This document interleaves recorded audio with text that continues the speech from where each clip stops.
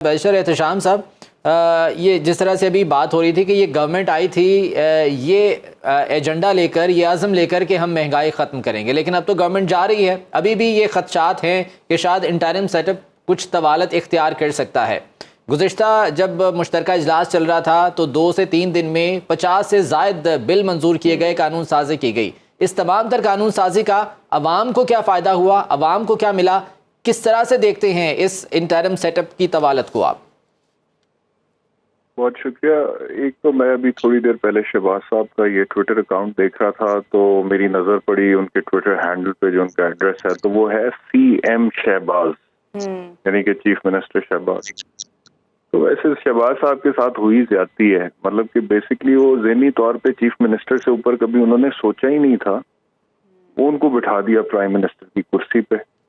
अब जब prime minister की कुर्सी पे बैठे तो वहां पे सिर्फ ये तो नहीं होना था कि ठेके लेके देके अंडरपास, ब्रिज, सड़कें बनवा देनी थी। उसमें वो माहिर हैं, एडमिनिस्ट्रेशन उन्होंने कुछ अच्छी की है पंजाब में, बल्कि ये केयर टेकर सेटअप के होते हुए भी वो धड़ाधड़ हो रही है, बावजूद इसके कि वो कानून से मावरा है और वो अंडरपासेस भी बन रहे हैं, कुछ और डेवलपमेंट के प्रोजेक्ट्स भी बन रहे हैं हुकूमत पंजाब में, हालांकि ये कर नहीं सकते। तो वो इतने माहिर हैं कि अपनी गैर मौजूदगी में भी वो निगरान वजीर आला को कहते हैं कि ये तो शहबाज स्पीड से भी ज्यादा काम करते हैं, मोहसिन नकवी साहब।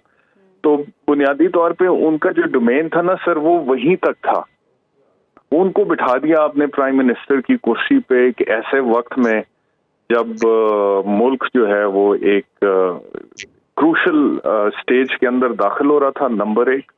नंबर 2, फिर अब लोगों ने उनका कंपैरिजन करना शुरू कर दिया पिछले वजीर आजम के साथ। तो वो उसमें भी बहुत सारे इश्यूज आ गए कि वो लोगों को नहीं जच रहा था कि जी पिछली हुकूमत, पिछले वजीर आजम और उसके बाद शहबाज साहब ऑल ऑफ अ सडन वजीर आजम। लेकिन क्योंकि पिछले दौरे हुकूमत में भी रिलेटिवली महंगाई हुई थी तो लोगों की उम्मीद थी, ये सारे इकट्ठे होकर आए हैं, ये कह रहे हैं कि जी हम आपको रिलीफ देंगे तो शायद कोई रिलीफ मिल जाए। लेकिन रिलीफ के नाम पे जो फ्रॉड हुआ है पिछले 1.5 साल में, वो तो सबके सामने है। अब वो आदादो शुमार तो झूठ नहीं बोलते हैं, कितनी दफा मैं अपने प्रोग्राम्स में गिनवा चुका हूँ, आप लोग कहते हैं। तो वो तो लोगों का तो बुरकस निकल के, मैं आपसे बताऊं अभी दोपहर में एक शख्स मेरे पास आया हुआ था, मेरा ये बैरिस्टर साहब, लेकिन शहबाज शरीफ साहब हों या गवर्नमेंट के दीगर ऑफिशियल्स हों, वो तो इस चीज़ का क्रेडिट लेते हैं और इसको अपनी कामयाबी करार देते हैं कि हमने मुल्क को डिफॉल्ट से बचा लिया, मुल्क डिफॉल्ट के दहाने पर था। इसका मैं क्या जवाब दे सकता हूँ?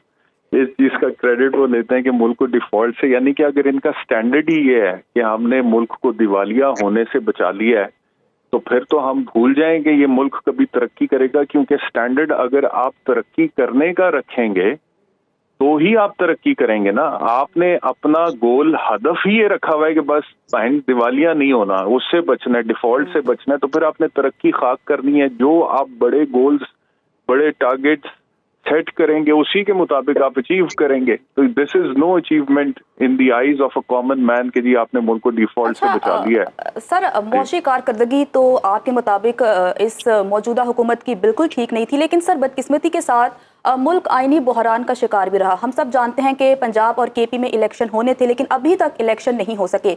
अगर हम अब विफाक की बात करें तो अभी से चहमगोइयाँ हो रही हैं कि हो सकता है कि वक्त पर इलेक्शन ना हो। इस हवाले से आईन और कानून क्या कहता है कि अगर 90 रोज में इलेक्शन नहीं होते तो मुल्क का आईनी मंजरनामा क्या हो सकता है? वैसे तो इतना रेलेवेंट इस वजह से ये नहीं रहा कि आइन क्या कहता है, क्योंकि आइनी तौर पे बहुत सारी चीजें यहाँ पर होती, गैर आइनी तौर पे चीजें हो जाती हैं और हो जाती हैं, वो चल जाती हैं। लेकिन उसके बावजूद क्योंकि आपने सवाल पूछा, तो आइनी तौर पे तो 90 रोज से ऊपर इंतखाबात नहीं जा सकते। लेकिन उसके बावजूद ऑलरेडी जो लोग जा रहे हैं हुकूमत छोड़ के, वो कह रहे हैं कि जाएंगे, मार्च अप्रैल तक जा सकते हैं। तो जो कह रहे हैं मार्च अप्रैल तक जाएंगे, उसके बाद इसका मतलब ऊपर भी जा सकता है। अच्छा, सोच में ये रहा था कि निगरान वजीर आजम के तौर पे नाम आ गया डॉक्टर हफीज शेख।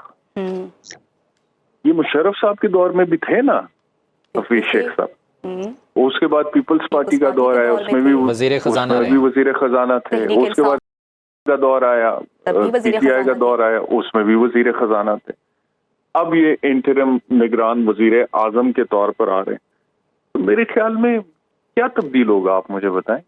کیا تبدیل ہوگا. اور ویسے ایک چیز اور میں آپ لوگوں سے شیئر کروں, مجھے لگتا ہے کہ بیرسٹر فروغ نسیم ضرور اس انٹرم سیٹ اپ میں آئیں گے, وہ وزیر قانون وغیرہ کے طور پہ آ جائیں. باخبر رہیے ہر جگہ ہر وقت بر وقت. ابھی سنو نیوز کا یوٹیوب چینل سبسکرائب کریں اور بیل آئیکن پر کلک کریں اور جانیے ملکی اور غیر ملکی حالات و واقعات یقین کے ساتھ.